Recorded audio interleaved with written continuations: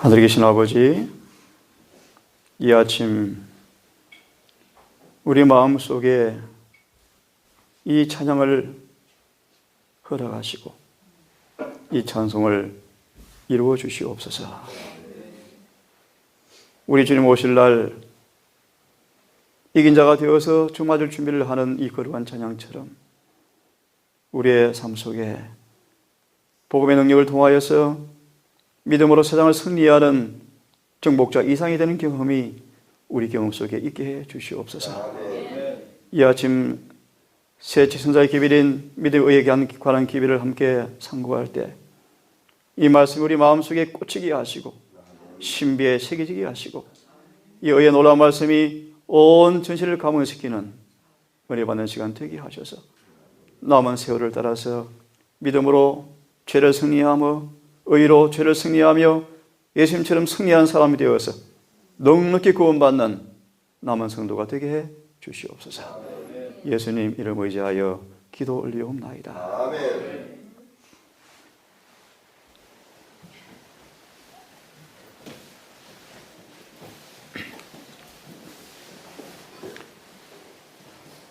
성도들아 깨어있어 하늘 권세 흔들리네. 너의 등불 밝게 켜고 주를 맞을 준비하라. 볼지어다 구세주가 우리 죄를 사했으니 피로 씻은 예복 입고 멸류관을 얻어보세. 세상 나라 신동하며 죄의 나라 임하리니 일곱째의 나팔 불 때 은혜 복음 전파하라. 죄인들아 어서 오라. 구주 너를 부르신다. 은혜 줄 때 지나가면 나올 기회 다시 없네. 오시네 주 오시네. 이긴 자를 다스리러 영광 중에 오시네. 오시네 주 오시네. 재림의 본질이 무엇입니까? 예수께서 왜 오신다고 말씀하십니까? 이긴 자를 다스리러 오시겠다.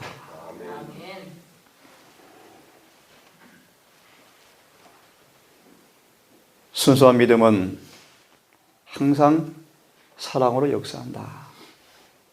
그대가 갈바리를 쳐다볼 때 그것은 의무를 이행하지 않는 그대를 달래지 않을 것이며 마음을 가라앉혀서 그냥 잠자도록 두지 않을 것이요 예수의 마음을 창조하고 역겨운 이기심으로부터 그대의 영혼을 정결케 하도록 역사하는 믿음을 창조할 것이다. 우리가 믿음으로 이렇게 그리스도를 붙잡을 때 우리의 일은 막 시작된 것이다. 각 사람은 누구나 힘을 들여서 싸워야 할 싸움이 있다. 타락하고 죄된 습관을 가지고 있다. 모든 영혼은 믿음의 싸움을 싸울 필요가 있다. 그리스도를 추종하는 사람이라면 거래 관계에서 인색할 수가 없고 무정한 사람이 될 수가 없고 그리스도를 추종하는 사람이라면 동정심이 없는 사람이 될 수가 없다. 조잡한 말을 할 수가 없고 진취하거나 자만심에 사로잡혀서 있을 수가 없다. 금방지거나 거칠게 말하거나 비난하거나 정죄할 수가 없다. 자, 아침으로 저는 믿음으로 가며 의에 대한 말씀을 함께 공부하고 있습니다. 다시 잠깐 정리합시다. 의는 무엇입니까? 하나님과 같이 되는 것입니까? 네. 주님은 의인을 데리러 오십니다. 죄를 승리한 이긴 자를 데리러 주께서 재림하실 것입니다. 방금 말씀처럼 우리가 십자가를 바라볼 때 그 십자가의 빛을 통하여서 강력한 사랑이 우리 마음속에 역사할 때 방금 말씀처럼 어떻게 한다고요? 우리를 역겨운 이기심에서 정결케 하고 예수의 마음을 창조하고 그래서 말씀하시기를 이러한 사람들은 인식할 수가 없고 무정할 수가 없고 진취할 수가 없고 동정이 없는 사람이 될 수가 없고 조잡한 말을 할 수가 없고 진취할 수가 없고 거친 말을 할 수가 없고 비난하거나 정죄할 수가 없다. 어떻게 되었습니까? 믿음으로 의롭게 되었습니다. 그죠? 믿음으로 의롭게 되어버렸습니다.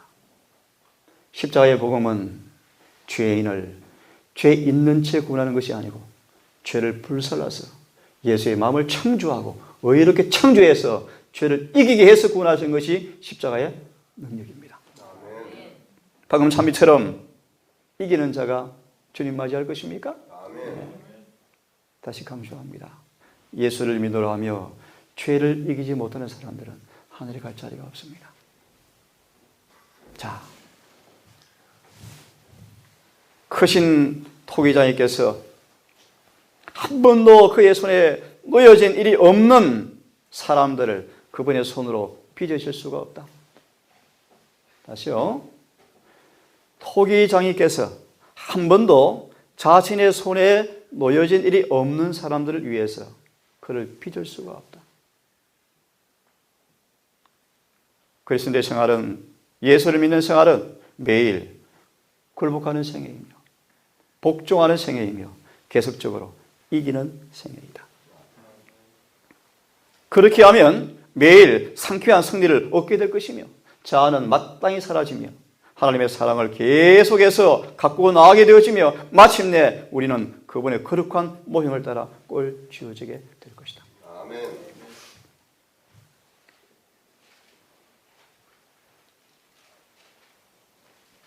사방에서 어려운 일이 올 것이고 당혹스럽고 박해가 시련이 환란이 이미 올 것이다. 하지만 불평할 것인가? 시련들은 하나님께서 우리를 사용하시는 일꾼들임을 기억하라. 바울이 당한 많은 환난에 비하면 우리의 시련은 참으로 하잘 것 없는 것이 아닌가? 그것들은 이기는 자를 기다리고 있는 것을 비교할 때 경하고 비교할 가치조차 없는 약한 것이 아닌가? 그 시련들은 품성의 완전을 위해서 하나님께서 임명하신 종들이다. 상실과 고통이 아무리 크다 할지라도 크신 섭리의 길이 아무리 불가하고 어둡다 할지라도 모든 것이 우리의 유익을 위한 것임을 알고 주 안에서 기뻐해야 한다. 제가 아침에 와서 잠시 말씀을 다시 묵상하면서 저는 이 새천사의 기별, 특별히 믿음으로 마음의 의의 기별을 상고하고 얘기하면 감동이 밀려옵니다. 여러분 얘기 들었지만 죄인의 입술에서 들려지는 하늘이 들을 수 있는 가장 아름다운 멜로디 뭐라고요? 예수께서 우리의 의가 되신다. 의가 되신다. 여러분 주를 맞을 준비를 하기 위해서는 등불을 켜고 서 있어야 합니다. 이 말의 의미는 예복을 입고 있으라 뜻입니다. 이 말의 의미는 변화시키는 재창조하시는 말씀 능력을 통하여서 죄를 온전히 승리하고 예수 안에 있는 그러한 의가 우리에게 전가되어서 성령을 통해서 실제 내 삶 속에서 예수와 일치된 생애가 나타난다라는 뜻입니다. 거듭 말씀을 드리면 주의 재림은 당신께서 구속 사업이 완성된 그 일의 열매를 저희들 속에 사랑이 은혜가 역사하여서 그 일이 완성되어서 추수되어서 익은 곡식을 열매를 거듭 말씀을 드리면 당신의 것을 찾기 위해서 오시는 것이 재림입니다.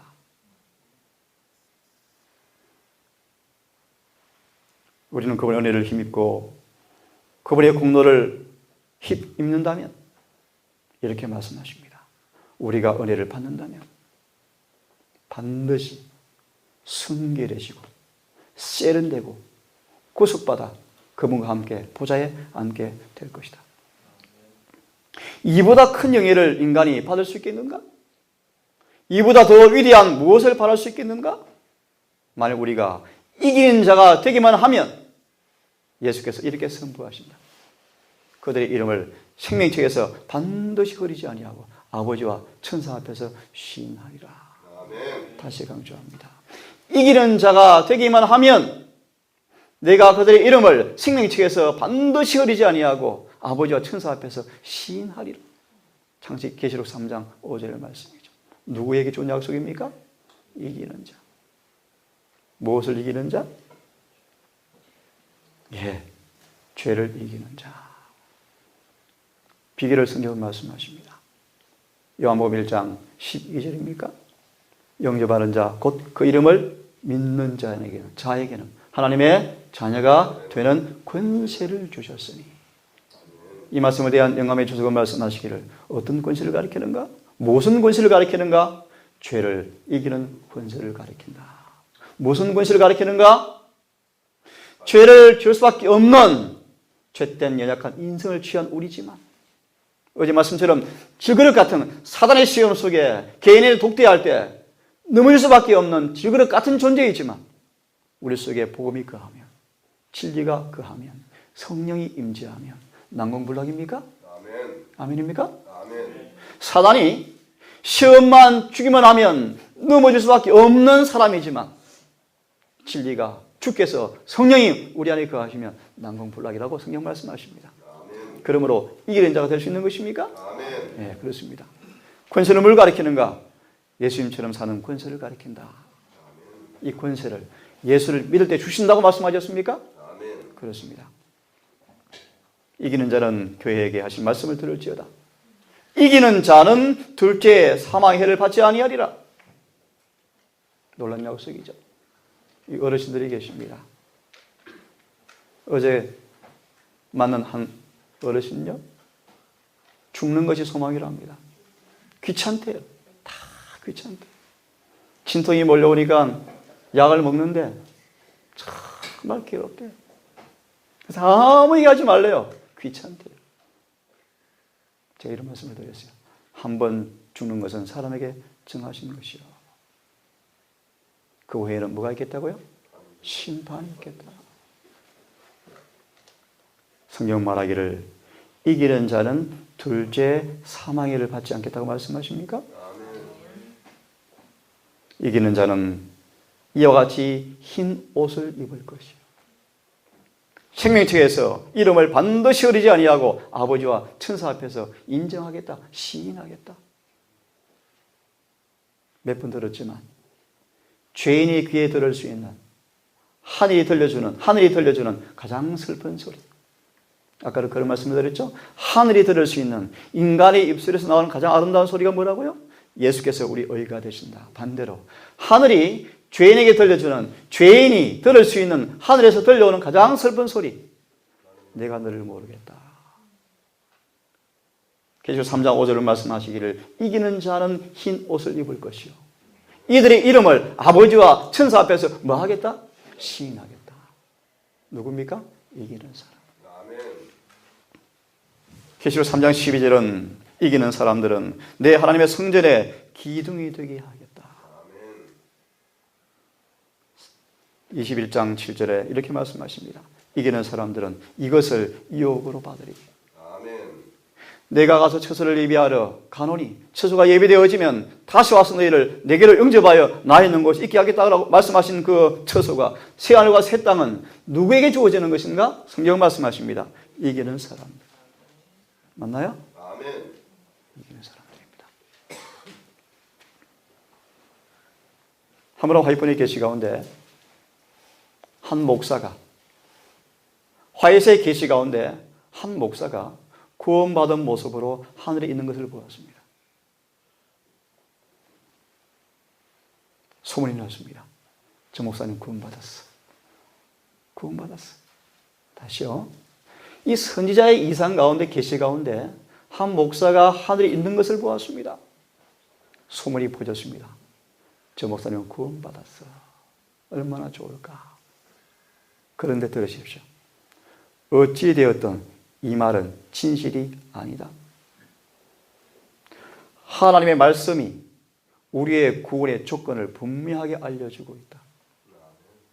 구원은 우리가 그 조건에 일치하느냐 않느냐에 전적으로 달려있다.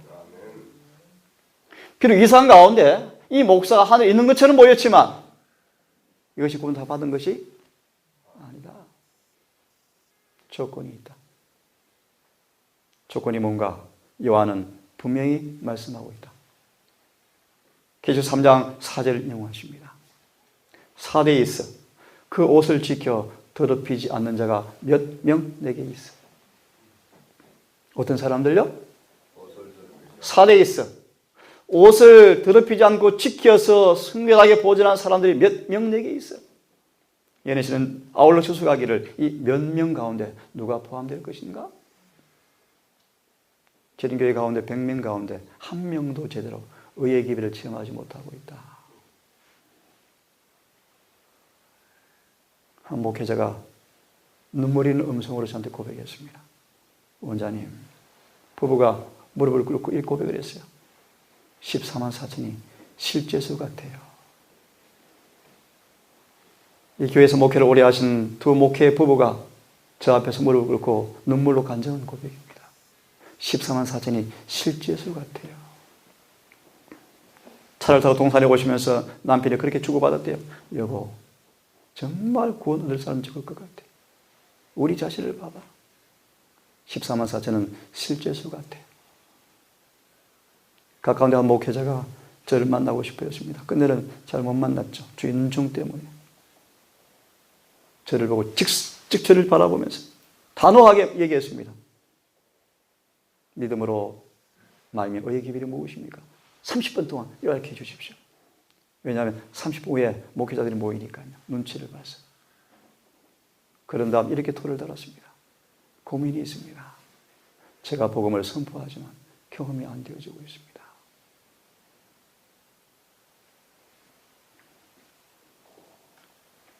누가 구원받는가? 성경은 분명하게 조건을 말씀하고 있다. 사도 요한은 그 조건을 말씀하시면서 살이 있어 그 옷을 지켜 더럽히지 않는 자 몇 명이 내게 있어. 이들은 합당한 자인 연고라. 다시 하나 짚고 넘어갑시다. 믿음으로 의롭게 된 사람들이 하늘에 갈 것입니다. 저를 포함한 여러분들 이 의를 입으셨습니까? 의를 입으신 특성을 말씀드리겠습니다. 그분의 모든 계명이 삶 속에서 그대로 지켜집니다. 육체를 승리할 것입니다. 죄를 승리할 것입니다. 죄와 유혹을 이길 것입니다. 그것이 의를 입은 사람들입니다. 계속해서 말씀을 드리겠습니다. 이어서 계속 말씀하시기를 누가 하늘에 갈 것인가?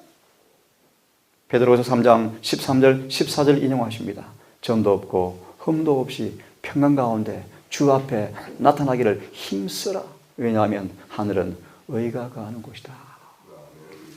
유다서와 베드로후서 말씀 보시면 하나님께서 범죄한 천사라도 아끼지 아니하시고 뭐하지 아니하시고 아끼지 아니하시고 그를 내어 쫓으셨다.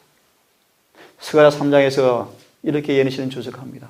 사단은 하늘을 가고 싶어 하고 그리스도를 따르노란 추종들을 바라보면서 잘 들으십시오. 그들의 그리스도와 같지 않은 품성을 지적하며 다시요.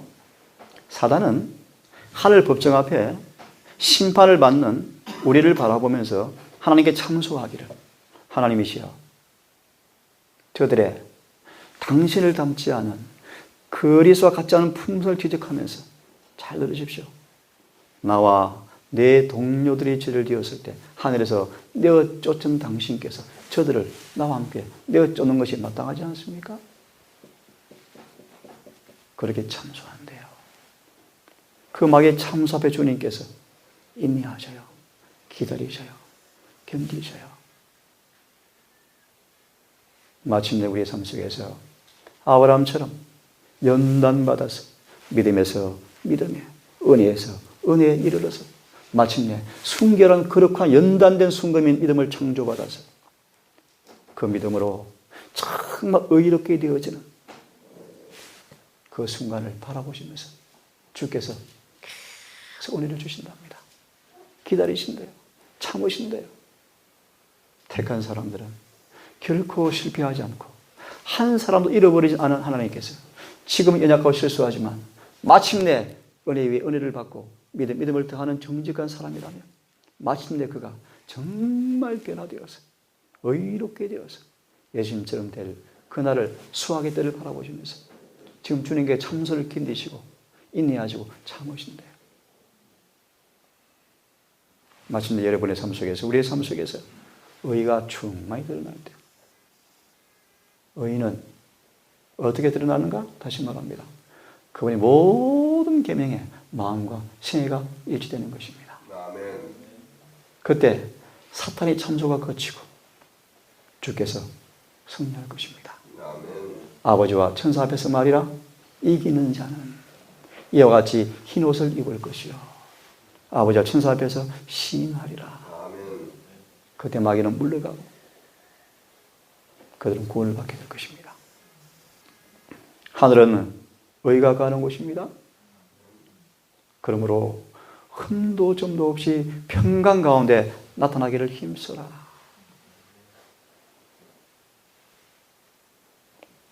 같은 말씀 데살로니가전서 3장 12절 14절 인용하시면서 우리 주 예수 강림하실 때 하나님 우리 아버지 앞에서 거룩하고 흠이 없게 하시기를 원하노라. 히브리 10장 38절 39절을 말씀하시면서 오직 의인은 믿음으로 말미암아 살리라. 성경에서 말씀하신 의인의 정의가 무엇입니까? 믿음으로 사는 사람들입니다. 그렇죠? 그 말의 의미가 무엇입니까? 이렇게 되어 있습니다. 마무리합니다. 이 말씀을 마무리합니다. 교회장 5권의 말씀인데요. 692페이지, 693페이지. 위 성경 구절에서 여러 성경 구절을 보았습니다. 위 성경 구절에서 명백하게 택한다는 의미가 무엇인가를 확실히 말씀해 주고 있다. 여기에 하나님의 도성에서 면류관을 쓸 자와 의인과 함께 참여하지 않을 자가 분명하게 서술되어 있다. 누군가? 결론적으로 두루마기를 빠는 사람들이 하늘에 갈 것이다. 아멘. 두루마기를 빤다는 뜻이 무슨 뜻입니까? 계명을 순종하는 사람들. 계명을 순종한다라는 의미가 무엇입니까? 믿음으로 의롭게 되었다 뜻입니다. 자, 이 말씀을 좀 들어보십시오. 만일 다니엘의 생애가 다 기록되었더라면 성경에 여러 장들이 필요했을 것이다. 그 장들은 우리가 다니엘이 당해야 할 유혹과 조롱, 시기, 증오심이 무엇인가를 보여줄 것이다. 성경은 짧게 기록되어 있습니다. 다니엘이 어떤 시험과 어떤 조롱과 어떤 유혹과 어떤 증오를 받았는지. 그러나 참 아름다운 말씀이 용기 있는 말씀. 그러나 다니엘은 이 난관을 이기는 법을 터득하였다. 다시 말하면 다니엘은 믿음으로 의롭게 된 것이 뭔가, 믿음으로 의의 옷을 입은 것이 뭘 가리키는가? 실정 인물이 다니엘입니다. 다니엘은 유혹, 조롱, 시기, 증오 이런 모든 난관을 극복하는 법을 배웠다. 어떻게 배웠는가? 그는 자신의 힘을 의지하지 않았고 온 영혼과 모든 어려움을 아버지 앞에 펴놓고 그는 기도로 씨름했다. 그는 하나님께서 그의 기도를 듣고 계심을 믿었고 위로부터 의뢰를 받았고 축복을 받았다. 그가 기도를 마치고 일어났을 때 시험과 유혹과 조롱과 증오와 여러 난관들을 초월한 후가 되었다. 참 놀라운 말씀이에요. 다시 말합니다. 정말 극복할 수 없는 시험과 유혹이 몰려올 때 다니엘은 그 사실 주 앞에 펴놓고 뭐 했다? 기도로 씨름했다. 기도를 마친 이후에 어떤 상태가 되었다? 그 유혹들을 초월하는 사람이 되어버렸다. 기도는 능력입니까? 아멘. 승리의 비결입니까? 아멘. 우리가 이기지 못한 까닭이 무엇입니까? 제가 어제 한 고문을 받았습니다. 충동을 받았어요. 80된 은퇴 목사님이 한 번도 빠지지 않고 새벽 3시간 일어난답니다. 제가 아침 눈을 뜨니까 3시 40분이요. 좀 더 잠깐 하다가 안 됐다. 일어나서 나왔어요. 80 먹은 할아버지 목사님, 은퇴 목사님이 3시만 반드시 일어나서 한국 교회를 위해서 중보기도를 한대요. 저도 다시 좀 더 피곤했지만 일어나서 기도를 했습니다. 우리가 예수님처럼 이기지 못하는 까닭은 그분께서 하신 것처럼 기도하지 않기 때문이다. 그렇게 말씀하셔요. 이후 다니엘은 기도한 이후에 이러한 조롱을 초월한 사람이 되었다. 그러면서 말씀하시길 이와 같이 누구나 다니엘처럼 이기는 자가 될 수 있다. 다니엘은 하나님께서 그의 친구요 조력자라는 사실을 믿었기 때문에 마음의 평안과 기쁨을 얻었다. 여러분 어떤 시험을 당하십니까? 어떤 유혹을 당하십니까? 어떤 죄된 습관 속에서 때때로 실패하고 괴로워하십니까? 아름다운 보정이 있습니다. 아버지께서는 몸부림치고 있는 영혼들 곁에 계신다. 무슨 뜻입니까? 정말 이기는 자가 되기 위해서 전심으로 노력하는 사람 곁에 계신다는 것입니다. 히브리 12장 4절 여러 번 말씀을 드렸죠? 그 앞에 말씀 보시면 너희가 지치지 않도록 낙심하지 않도록 왜요? 유혹과 시험 속에 자꾸 넘어져서 낙심하고 낙심해서 절망하고 포기할 정도가 되는 그 일을 바라보면서 주께서 말씀하시기를 너희로 낙심하고 기진하지 않도록 하기 위해서 우리 앞에 뭐 번을 두었습니까? 예수님을 두셨습니다. 믿음의 동지들을 주었습니다. 우리와 같은 성령을 쓴 인간들, 우리와 동일한 조건을 가진 다니엘, 요한, 엘리야 같은 사람들을 두어서 그들도 우리처럼 실패했었지만 마침내 어떻게 승리하게 되었는가? 라는 사실을 우리 앞에 용기로 주기 위해서 성경은 기록하고 있습니까? 히브리 12장 4절은 이렇게 말씀하죠. 너희가 죄와 싸우되 뭐 하지 않고 있다? 죽기까지는 안 싸우고 있다. 다시 돌아오십시오. 하나님께서는 아버지께서는 몸부림치고 있는 영혼들 곁에 계신다. 들어보시겠습니까? 그리스도는 하나님의 능력으로 정복자가 되셨고 자, 예수께서 이기신 것은 어떻게 승리하셨다고요? 하나님의 능력으로. 서두에 말씀을 드렸습니다. 영접하는 자, 곧 그 이름을 믿는 자에게 뭘 주시겠다? 하나님의 능력을 주시겠다. 로마서 1장 16절을 말씀하시기를 복음은 뭐다? 하나님의 능력이다. 이런 복음이 무엇입니까? 하나님의 능력이에요. 썩은 냄새가 나는 나사로를 살린 동일한 창조의 능력이 여러분들을 죄에서 구원하시는 동일한 능력입니다. 그것이 복음이요. 그래서 복음을 믿음으로 구원받는 말의 의미는 무엇인가 하면 창조의 능력의 말씀을 믿고 순복할 때 재창조의 능력의 말씀이 우리를 실제 재창조한다는 것입니다. 죄와 허물로 죽을 수밖에 없는 우리를 마음을 새롭게 창조하시고 그렇게 마음을 넣어주셔서 우리의 삶 속에서 의인처럼 살게 만들어주시는 그 능력의 복음이 바로 복음이라는 것입니다. 예수님은 정복자가 되셨는데 보세요. 시험을 당하는 모든 영혼들은 따라하십시오. 그와 같은 방법으로 이기는 자가 되어야 한다. 이기는 사람을 주님 데리러 오실 때인데 예수께서 이 땅에 계실 때 하나님의 능력으로 승리하게 되셨는데 예언에서는 말하기를 그 같은 방법으로 우리도 이기는 자가 되어야 한다. 하나님은 겟세마네 동산에서 그리스도와 함께 계셨다. 그리스도의 경험으로 우리는 하늘에 계신 아버지를 믿고 의지하는 법을 배워야 한다. 하나님께서는 자신에게 위탁한 것을 능히 지킬 수 있으시며 부드럽고 진실하시며 신실한 분이라는 사실을 언제 어디서나 믿어야 한다.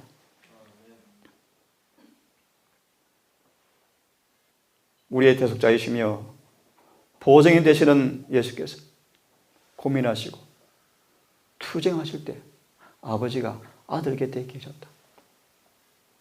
그리고 그분은 용기가 꺾여 어려움 가운데 있는 몸부림치는 영혼 곁에 그 시험을 친히 체험하신 그분께서 우리의 조력자가 되기 위해서 옆에 계신다. 그분을 의지하거라. 아멘. 하나 짚고 넘어갑시다. 진리를 사랑하고 변화를 갈망하고 헌신하고 재림을 기다리고 진리의 매료가 되었지만 예복을 입지 않는 미련한 다섯 처녀들이 어떤 사람인가? 시험과 유혹이 올 때 주를 의지함으로 승리한 비결을 터득하지 못한 사람들이라고 말씀하십니다.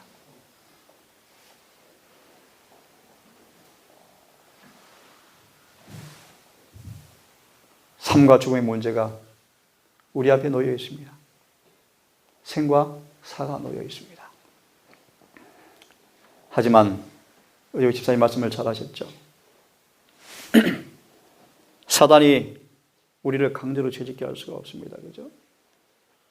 우리의 의지가 동의하고 주를 붙드는 믿음의 손을 놓치고 우리의 마음이 허락하고 의지가 선택되어질 때 마귀는 죄를 짓게 할 수가 있습니다.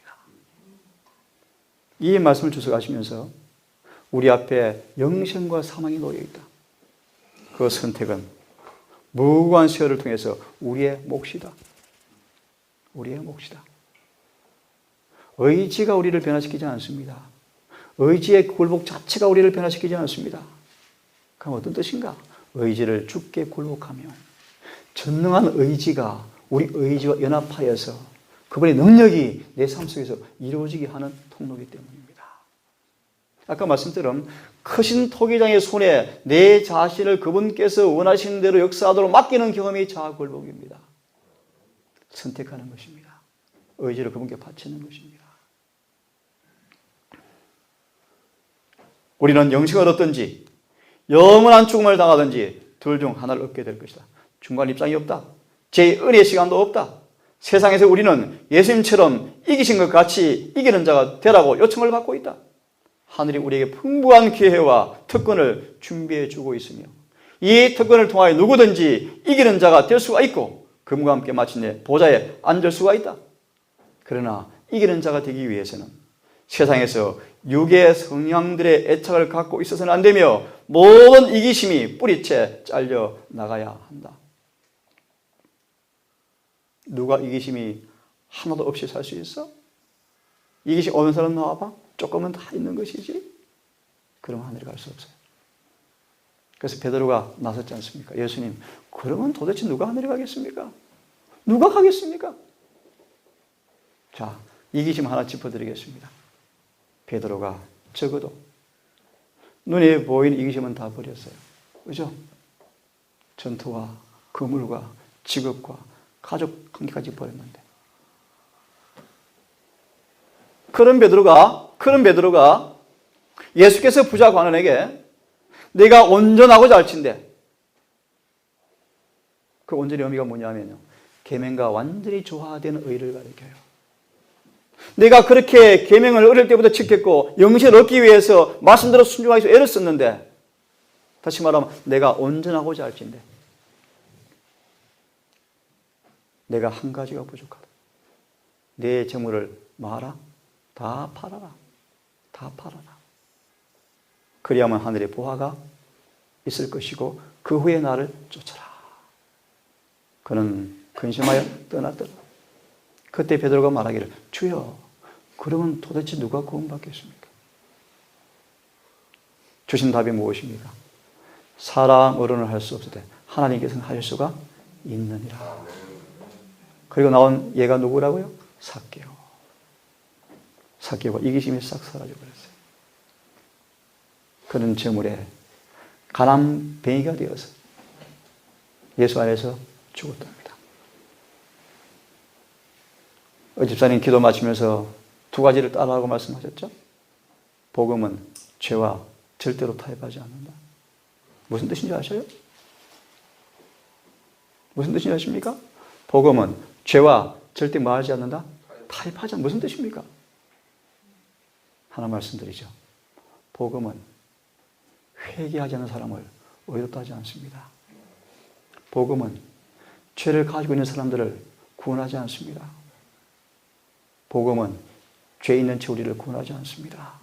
복음은 죄를 있을 곳이 없게 영혼의 성소에서 추방시키시고 죄가 존재하지 못하도록 우리를 정결케 하시고 능력으로 우리를 죄 안 짓도록 지키시고 승리하게 하시고 이기는 자가 되게 하시고 율법을 완전히 이루셔서 구원해 주는 것이 복음입니다. 복음은 죄와 타협하지 않습니다. 예수를 믿노라면 구원이 이루어지는 것이 아니에요. 믿고 온전히 순종하셔야 돼요. 아멘. 자, 중요한 말씀 들어보십시오. 우리가 실제 예수님과 산 관계를 맺고 매일 살아간다면 매일의 투쟁에서 승리를 얻고 영광을 받게 될 것이며, 따라 하시겠습니까? 주시는 은혜를 통해서 이기는 자가 될 것이며, 참 놀라운 말씀이요. 사단보다, 따라하세요. 사단보다 유리한 입장에 놓이게 될 것이다. 무슨 뜻입니까? 사단이 인간이 범죄한 다음 꽤 노래를 불렀어요. 드디어 타락 전에 아담도 타락시켜버렸는데, 그죠? 타락 전에 아담도 타락시켜버렸는데, 타락한 아담 죄짓게 하는 것은 식은 죽 먹기요. 가만히 있으면 죄죠. 놔둬도 죄짓습니다. 마귀 승리가 확실합니까? 확실하죠. 그런데 주님께서 그런 확실하게 마귀에게 실패가 확실한 그 죄인들을 바라보시면서 이기는 자가 되어야 하늘에 간대요. 주님은 전제군주가 아닙니다. 고리대금업자가 아닙니다. 우리에게 그렇게 해주시겠다고 약속하셨어요. 그것이 무엇입니까? 은혜입니다.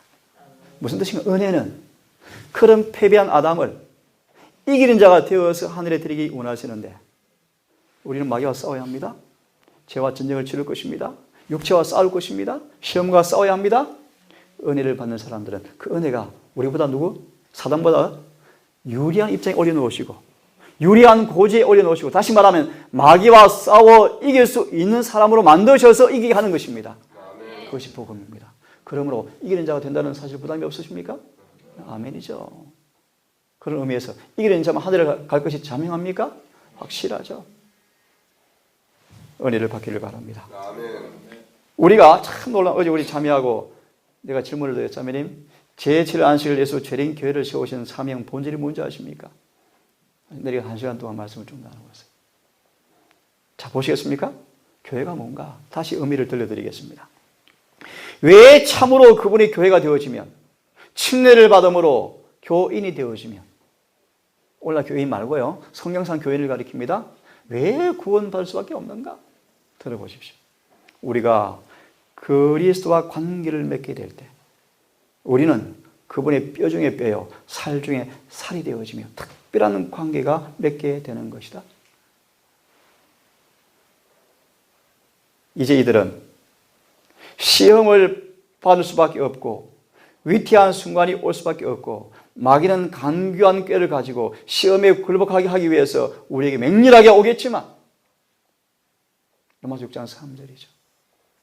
그분의 참 교회가 되어질 때, 교인 자격을 갖게 되어질 때 진정 의미를 가리킵니다. 그것은 예수의 뼈 중에 뼈, 살 중에 살이 될 터인데, 로마서 6장 3절에 관한 현대 성경은 말씀하시기를 우리를 지배하는 죄의 세력은 산산이 부서져 버리고 말 것입니다. 왜냐하면 예수님 안에는 죄가 있을 것이 없기 때문입니다. 침례가 무엇입니까? 침례는 참 교회 되신 예수에게 뼈로 살로 접붙이는 것입니다. 다시 말하면 예수와 하나가 되는 것입니다. 예수와 하나가 되어지는 것, 이것이 교인인데, 성도인데, 그렇게 되어지는 사람들은 예수님께서 마귀의 권세를 산산히 부숴버렸습니까? 깨웠습니까? 그러므로 예수와 하나가 된 사람들, 뼈 중에 뼈, 살 중에 살이 된 사람들, 침례를 통해서 예수 하나가 된 사람들, 교인이 된 사람들, 성도가 된 사람들, 하늘의 교인이 된 사람들, 그들은 예수를 이길 수 없는 마귀처럼, 죄를 이기신 예수님처럼 우리 삶 속에서도 죄를 승리하고 마귀를 이기는 것이 자명하다고 말씀하십니까? 당연하죠. 중요한 말씀이세요. 예수께서 사탄이 가져다 주는 시험을 다 승리하신 것처럼 우리도 이기는 자가 될 터인데, 이런 승리의 경험은 하늘의 천사들도 알 수 없는 특별한 관계입니다. 그래서 우리 구원받아 하늘에 가면 천사들이 자리를 물려줍니다. 흙으로 지음받아서 천사보다 조금 낮게 창조받은 인간이 구원받아 하늘에 갈 때, 여러분 이런 참여하십니까? 천사도 하지 못한대. 천사들이 인간보다 우월한 입장에 지음받았지만 그 천사들의 죄를 지어서 우주의 죄가 있게 했습니다. 그 천사들을 인해서 지구의 죄가 들어왔습니다. 그 이후에 천사들은 구세 경륜을 이해하고 타락한 인간들을 구원하는 일에 종처럼 봉사하기 위해 자청했습니다. 일생 동안 천사들이 우리를 위해서 힘을 다해서 구원을 위해서 봉사하다가 그 구원받은 성도들을 위해서 하늘의 자리를 내어준대요. 그래서 아시는 것처럼 하늘에 가면 루시퍼의 자리와 하늘보다 모든 그 자리가 구원받은 성도들로 대체가 될 것입니다. 그래서 사단은 그렇게 말하죠. 하나님, 이들이 나와 내 동료들의 자리를 대신 차지할 사람입니까? 여러분, 이 구원, 하나님께서 타락한 죄의 주신 영광의 유업, 이 사실을 믿음의 눈으로 깨닫기를 바랍니다. 다니엘처럼, 요셉처럼, 에녹처럼. 그래서 이 땅에 그리스도의 말씀을 따라 순종하는 가운데 오는 손실, 실패, 여러 어려움들이 바울의 고백처럼 중요한 것이 비교해 볼 때 너무나 경하다. 하다 끝없다. 우리가 그를 믿는 것 때문에 포기하는 것? 뭘 포기한단 말인가? 너무나 가치가 없는 것이다. 구원 얻을 성도에게 주어지는 영광은 상상할 수가 없습니다. 아멘. 영광을 바라보시고 믿음과 말씀으로 사는 것 때문에 오는 가난, 조롱, 핍박, 좁은 길 감사하시고 얼마 있지 않으면 오실 그 재림을 바라보시면서 낙심하지 않고 싸움에 은혜를 더하셔서 승리하시는 영광스러운 특권을 누리기를 간절히 바랍니다. 사람들이 이기는 자가 되어서 구원에 완성되는 조건은 신의 성품에 참여할 때 이 훈련이 완성될 것이다. 오늘은 약간 다른 말씀을 드렸는데요. 믿음으로 마음의 의가 뭔가 다시 엮어드리겠습니다.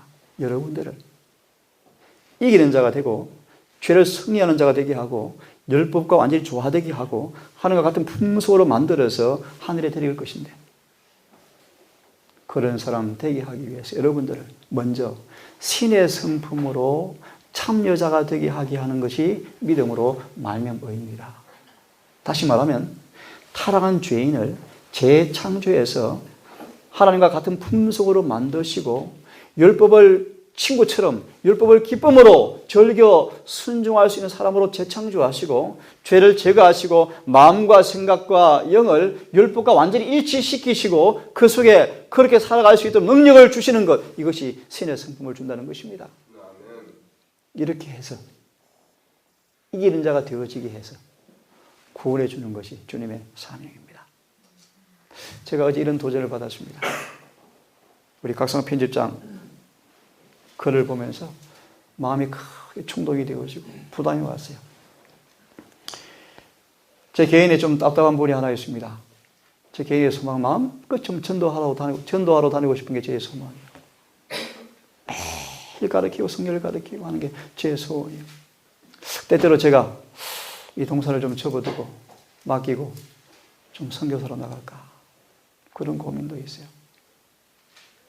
그런데 이런 도전을 받습니다. 이런 도전을 받아요. 두 가지 생각이 아침에 밀려왔습니다. 사람들이 선교를 하는데 어떤 선교를 할까? 무슨 선교를 하고 있을까? 어제 자매한테 이런 공부를 했죠. 하나님께서 우리를 교회로 부르셨고 우리 안에 교회를 건축하기 위해서 우리를 부르셨고 우리 안에 성전을 재건하려고 오셨는데 성전 재건과 교회가 된 사람들은 어떤 사명을 주셨는가? 건축자의 사명을 주셨다. 다시 말합니다. 우리는 교회를 짓는 사람들이에요. 이게 전도예요, 전도.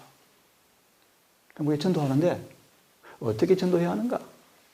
어떤 건축자가 되어야 하는가? 잘 들으세요. 금과 은과 보석으로만 지어줘야 돼요. 무슨 뜻인지 아십니까? 많은 사람이 전도하지만 제가 보기에는 전도가 아니에요. 전도가 아니에요. 전도는 교회가 된 사람들이. 참 전도를 가리킵니다. 교회가 된 사람들. 음과 건과 보석으로 교회가 된 사람들이. 하늘의 재료를 궁전의 시간을 따라 지원받은 재창조된 끝없는 사람들이. 이 경험을 가지고 나가서 어떻게 그런 사람 될 수 있는가? 금, 은, 보석으로 그분의 거룩한 성전 되게 하는 그것이 전도입니다. 그 가장 중요한 본질이 있죠. 참 진리를 알아야 돼요. 가짜 복음, 요즘 저래 천국 침례주는 그런 복음이 아니에요. 어제 말씀처럼, 며칠 전 말씀처럼 사단은 완전한 회심의 경험을 하지 않은 사람들을 교회로 많이 데려오고 있다. 가라지가 차고 넘쳐 교회 안에 차고 넘쳐요. 그거 말고요. 그런 생각을 하게 돼요. 맞아, 하나님은 진짜 건축자를 찾고 계셔. 그래서 가만히 성경을 보세요. 긴박한, 그렇게 급박한 위기 일발의 순간에 주님께서 가만히 계셔. 그러면서 건축자를 준비하셔요. 모세를 80년간 준비시켜요. 80년. 그죠? 친애 요한을 30년 동안 준비시켜요. 때가 참에 예수께서 오셨는데 바로 구원하러 가지 않고 30년간 목수장에서 가만히 일을 하셔요. 그 일을 하십니까, 여러분? 제가 마음에 두려운 말씀이 있어요.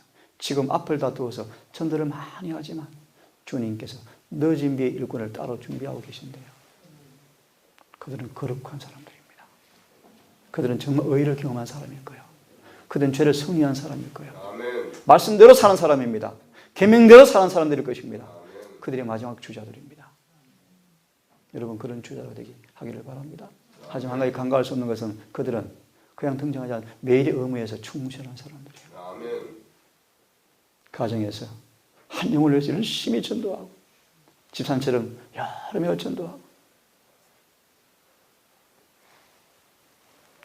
신의 성부에 참여할 때 일이 완성되는 것이다. 조금 남았는데 시간이 갔습니다. 그들은 예수님처럼 이길 수가 있을 것이다. 하나님의 은혜를 충만히 받을 때 우리는 유리한 입장에 놓이게 될 것이며 노력함으로 참을성 있게 예수를 의지함으로 충실히 그분을 순리함으로 결국 승리하게 될 것이다. 우리 시간이 갔는데 이 한 얘기만 해드리고 마무리하겠습니다. 참 이 말씀 보시면 믿음으로 말미암아 의를 경험한 사람의 한 모습을 오해할 여지가 없는 모습으로 딱 보여주고 있습니다. 그 부분을 말씀드리고 마무리를 하겠습니다. 다윗은 믿음으로 말미암아 의를 경험한 사람이었습니다. 마음이 하파했던 다윗이 범죄하고 타락한 이후에 그는 마음이 하파했던 상태 때보다 훨씬 더 아름다운 모습으로 의를 경험한 사람으로 변화되었어요. 그걸 잠시 말씀드릴게요. 아는 것처럼 한 번은 다윗이 나발과의 관계 속에서 자신을 박대하고 선을 악으로 갚고 사랑을 보복으로 갚는 그 난감한 위협과 시험과 유혹 앞에 다윗은, 잘 들으십시오, 쉽게 자극받는 격정에 쉽게 넘어지는 성정에 살아는 다윗이, 쉽게 참지 못하는 성질을 가진 다윗이 나발의 은혜를 원수로 갚는 그 나발의 시험 앞에 다윗이 강렬한 시험을 받았어요. 그때 하나님께서 은혜를 준비해 놓으셨습니다. 참 중요한 말씀이에요. 어떻게 준비해 놓으셨는가? 지혜로운 여인 아비가일을 보내십니다. 누구를 보냈다고요? 아비가일. 성령은 너희 너희로 하여금 예수 안에 지혜로 말미암아 구원에 이르게 하려 함이라 그러셨죠, 그죠? 그 지혜가 뭔가 참 소개하는 것입니다. 이 다윗이 쉽게 감정에 자극받고 격정하기 쉬운 속성의 사람이었지만, 죽기까지 참을 수 없는 그런 성질의 사람이었지만, 그런 다윗이 이제 그런 시험을 당합니다. 다시 말합니다. 죄를 지을 수밖에 없는 순간에 봉착했습니다. 주님은 그를 위해서 은혜를 준비하셨습니다. 아름다운 여인 아비가일을 보내줘요. 이 아비가일의 말을 들어보세요. 생략하고 아비가일은 이렇게 말합니다. 다윗이여, 당신은, 좀 따라 하십시오, 여호와의 싸움을 싸우는 분이십니다. 이 의미를 이해하셔요? 당신은 여호와의 싸움을 사는 사람입니다. 우리의 싸움은 혈과 육이 아니라 어둠의 정세 잡은 공문의 권세와 마귀와 싸우는 것이라. 싸움의 본질을 지금 이해하십시오. 당신은 나발을 대하여 싸우는 것이 아닙니다. 나발 뒤에 누가 있다는 것입니까? 사단이. 그 다음 들어보세요. 아비가일은 은근히 다윗이 해야 할 일을 제시하였다. 다윗은 여호와의 싸움을 싸워야 하였다. 다윗은 비록 반역자처럼 박해를 받고 있을지라도 개인의 과오에 대하여 복수하지 말아야 하였다. 그 다음 보세요. 이 아비가일은 꽃 향기 같은 아비가일은 얼굴과 말과 행동에서 무의식적으로 그분의 의가 흘러나왔다. 누가요? 아비가일이. 참, 왜 그런가? 이 여인의 마음속에 성령이 거하고 계셨다.